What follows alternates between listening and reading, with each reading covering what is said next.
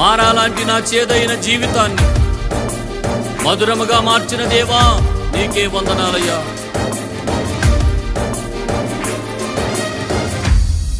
ఆమేన్. నేను నిన్ను ప్రేమించానని కాదు, నీవే నన్ను ప్రేమించి నా కొరకు రక్తము చిందించి ప్రాణము పెట్టావు. నీ ప్రేమకు కృతజ్ఞతాస్తుతులు చెల్లిస్తున్నాను నాయనా. మారావంతి నా జీవితాన్ని మధురముగా మార్చి ఘనపరచినావు.